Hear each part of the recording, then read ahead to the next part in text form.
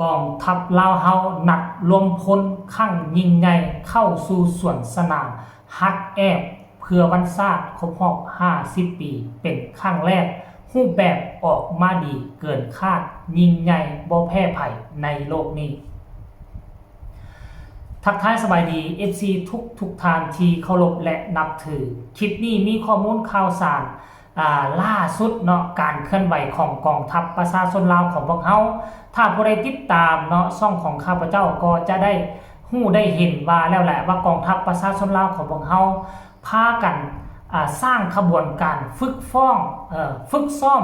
ส่วนสนามอยู่ที่กรมกองของตนเองมาเป็นระยะเกือบ1 เดือนแล้วมาในมือนี้นะมาในคลิปนี้เป็นคลิปที่ห่วมพลคนที่จะเข้าสู่ขบวนส่วนสนามในวันชาติก็เลยจับเอาทุกกรมกองเนาะทุกก้อนกำลังจากที่เดิมแล้วแม่นพากันซ่อมส่วนสนามอยู่ที่กรมกองไผ่กรมกองมันมามือวานนี้ท่านผู้ชม FC แฟนคลับได้รวบรวมเอามาใส่สนามฝึกซ้อมร่วมกันเป็นครั้งแรกเหตุการณ์มันจะออกมาดีหรือบ่ท่านผู้ชม FC แฟนคลับตั้งตารอคอยเบิ่งไว้ให้ดีค่อยมีคลิปนี้มาให้พวกเจ้าเบิ่งมีกรมกองหนึ่งมีก้อนกำลังหนึ่งที่ว่าเฮ็ดได้ดีที่สุดออกมาครึ่งขังเข้มแข็งแต่ยังอีกหลายก้อนกำลังการก้าวขาเตะขาก็ยังบ่พร้อมเพียงกันเทื่อผู้นึงขึ้นผู้นึงลงผู้นึงลงผู้นึงขึ้นก็ยังมีให้เห็นอยู่แต่ก็คิดว่าซัวจะไปฮอดวันที่2 ธันวายังอีก2 เดือนพุ่นแม่นบ่มันน่าจะลงรอยกันท่านผู้ชม FC แฟนคลับรายละเอียดให้ทุกคนไปเบิ่งคลิปเรานี่สากลขออนุญาตเจ้าของคลิปขอยืมมาจากของคนนั้นขอเอามาจากคนนี้ต่อมาให้เป็นคลิปยาวให้ทุกคนได้รับชมว่าการฝึกซ้อมส่วนสนามเดินทางมาฮอดขนาดใดแล้วมีโอกาสที่มันจะประสบผลสำเร็จและสวยงามหรือบ่ให้ไปเบิ่งคลิปเรานี่แล้วจึงมาพบกันในช่วงต่อไปปฏิบัติฝึกซ้อมสวนสนามในระยะผ่านมามีทั้งข้อสะดวกและข้อยุ่งยากโอกาสนี้สหายพลตรีไพวันจันทพมาก็ได้โอ้ล้มและแสดงความย่องยอสมเสยต่อทุกภาคส่วนที่ได้เอาใจใส่ในการฝึกซ้อมและเน้นหนักให้คณะกลุ่มกองหัวหน้าก้อนกำลังและพนักงานนักรบเอาใจใส่จัดตั้งฮัดแอบได้ตามแผนการที่ขันถึงมอบหมายให้ซึ่งการจัดตั้งปฏิบัติทั้งหมดนี้ล้วนแล้วแต่เป็นการระลึกถึงผลงานคุณงามความดีที่การนำภาครัฐต่อสู่กูซาดบ่ย้อมจำนนจนได้หับไซสนะอันมีเกียรติสง่าของนักรบปฏิบัติและเรียกร้องให้ทุกก้อนกำลังตั้งหน้าฝึกแอบให้คล่องแคล่วจบงามเพื่อรับประกันในการสวนสนามพนักงานนักรบทุกสหายต้องมีความสามัคคีผู้ที่ได้ประกอบส่วนล้วนแล้วแต่แม่นผู้ที่มีผลงานดีเด่นมีมาตรฐานเงื่อนไขครบถ้วนที่ขันถึงมอบภารกิจอันสำคัญให้จัดตั้งปฏิบัติต้องเข้มงวดในการปฏิบัติกฎระเบียบวินัยมีน้ำใจบุกบืนห่าวหันเพื่อเฮ็ดสำเร็จหน้าที่อันมีเกียรติให้สมกับการจัดตั้งขันถึงมอบหมายให้